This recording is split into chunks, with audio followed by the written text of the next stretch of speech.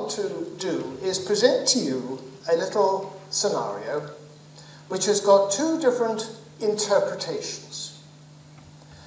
And it's the scenario is that a baby or toddler was at such great risk, mortal danger, if the child were to stay with their biological parents, that the child had to be removed in an emergency foster placement. Now, this was a temporary situation done under great stress. Now, however dysfunctional that relationship may have been that the child had with the parents, it was the primary attachment. And there will be a sense that I've been here for whatever it is, 2 or 3 years, I've made it this far, this is my attachment figure, and now I'm being taken away. And this is going to get seriously scary. I'm going to go into an area where I don't know. And you're going to be moving into an unfamiliar location with strangers and no access to an attachment figure. Now that's going to hurt. That's going to be painful. Right? That's like getting lost. Same deal. And you're going to seek and search and try and find it. You're not going to be able to make it. But given time, it's in the job description of children to start making these attachments, and we've seen some of it today. And there may, even to this short-term emergency placement, there may be the beginnings of attachments to develop as a way of surviving, strategies to survive.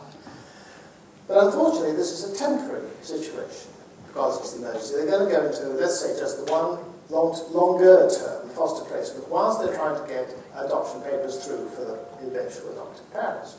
You're going to have another separation and the beginning of another attachment that the child's going to start saying, okay, that was then, this is now, let's do it again.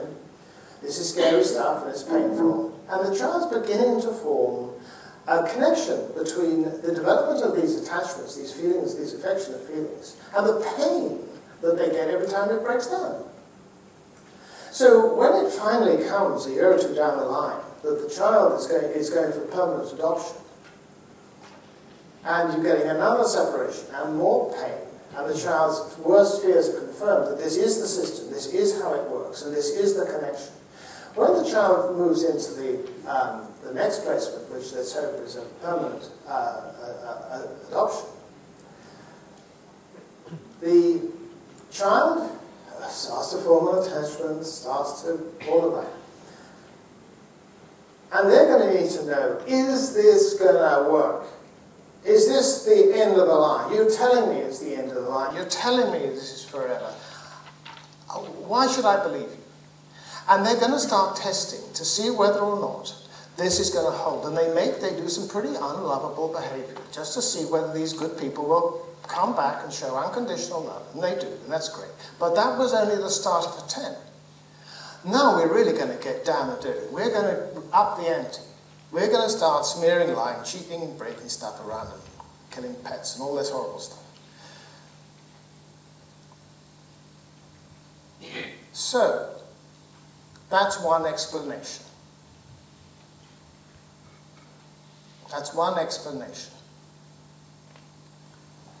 Let's take the same behavior, same child, same emergency foster placement, long-term foster placement, same adoption, same testing behavior, same challenging, and the child has learned to associate that this feelings of warmth and affection that they're beginning to feel lands up with pain. And what they've decided to do is, look, back off. Give me a break. I ain't going there again. I need time to regroup, to think this thing through, to get a grip on it. I'm sorry guys, but I'm going to have to make some space and push you away. But if you keep coming on, I'm going to have to make myself seriously edgy. I'm going to have to make myself really unlovable, because it's terrifying, because I know where the pain's going to come. It's terrifying if I start to get attached to you again. I can't break my heart again. I've broken my heart 3 times, and I ain't going to do it anymore. To stay safe, I have to retain that distance. Now, as adults, you've had a failed relationship. You think, well, I'll try that again. You're in control now. And you have another one, and it fails again. Another second relationship fails. You think to yourself, right now, I'm going to take 5, regroup, and I'm going to think this thing through, and I'm going to see how I get on without getting hurt again. And we push away, quite often, those that we love, because it's too terrifying to get close. And it's scary to make that commitment, to really get intimate, and really put everything in, with nothing left. You're in it, lock, stock, and barrel. So the next question is, granted that you've got that behaviour, and you've got this child, what would you do if you went along with the first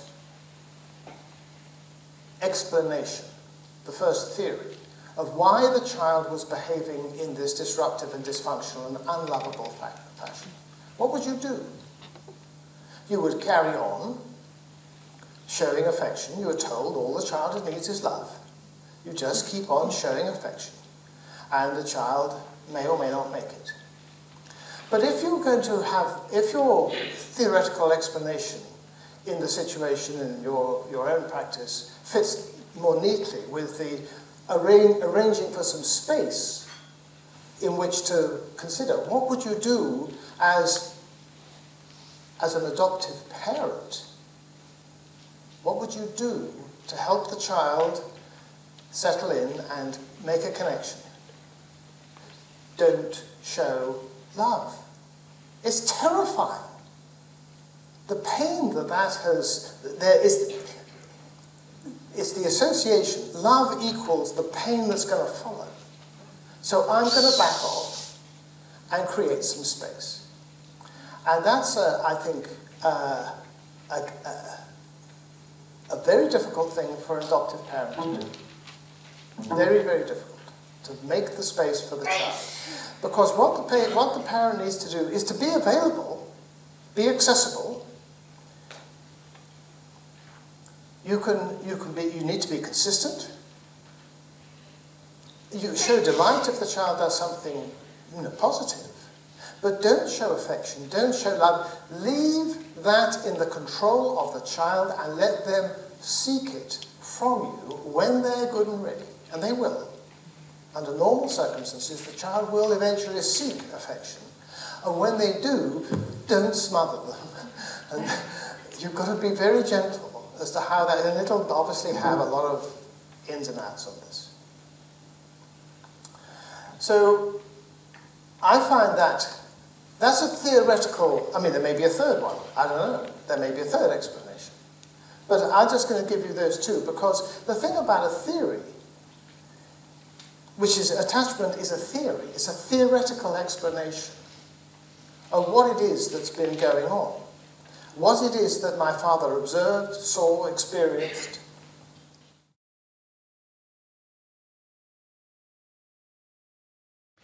I want to tell you a little story. There was a group of mature students, and they were asked this question. Imagine you had been in a terrifying accident. You were not physically hurt. So you were on the jetliner that came down in the Hudson River. Nobody was hurt. Everybody was scared stiff. Who would you telephone first of all? Now, half of this group said, I'd phone my mum. The other half said, I'd phone my partner. And the first group were not in long-term relationships. I'd only recently started one. And the second group were in long-term relationships. Now the question is this: how long on average do you think the second group had been in a stable relationship before they expected to phone their partner rather than phone their mum? And we're looking for the average here, okay? Now, never, okay, is okay. I would never get to a point, because I've never met anybody who I would have that relationship with. Okay, sad but real. Next morning is probably something that's different. We're not going to go there at this point. So, we're talking now about an adult. How long does it take to develop an adult pair bond? This is what we're talking about. And the average that keeps on coming out, because I use this over and over, is about 2 years. Now, 2 years is a very interesting length of time. I talked to the cruise bereavement counsellors, and they said, at about 2 years, it's so often that there is a shift in the feeling and the demeanor of the client, where they are beginning to sort of put things in place. Things are beginning to come back together again and make sense, and reality is beginning to be more understandable and acceptable. It takes after about 2 years of learning a musical instrument, you're beginning to put some feeling into it and some fluidity into it. Learning to drive a car. It takes about 2 years to rewire your brain to get a neural pathway that's sufficiently potent that you can access it without actually having to use the here and now cognitive focus, that you can actually use it as a subliminal undercurrent. And it takes about that length of time to form an adult-pair bond. Now, what is the fundamental difference between the relationship that you had with your primary attachment figure as a mum and your new adult pair, your adult partner? And the answer is sex. It's a sexual relationship, and it has switched. Doesn't matter whether it's straight or gay, young or old, sex is what makes the difference. Now, my father was not looking at that relationship. The love that my father was looking at was family bonds. I love my mum loves me. Well, I think she loves me. And how does she love me? Now, that's when it all gets a little bit into attachment theory, because that's where we start looking at dividing up these different forms of attachment, these different experiences that create them. Now we're looking at the genetics of how some children are more prone to form one form of attachment than another. And this is early years on the genetics, but it's going to be there, it has to be there, because we don't exist without our genes. And we are different. We are all different. There's no two of us are the same, and certainly no two of us had the same experiences in life.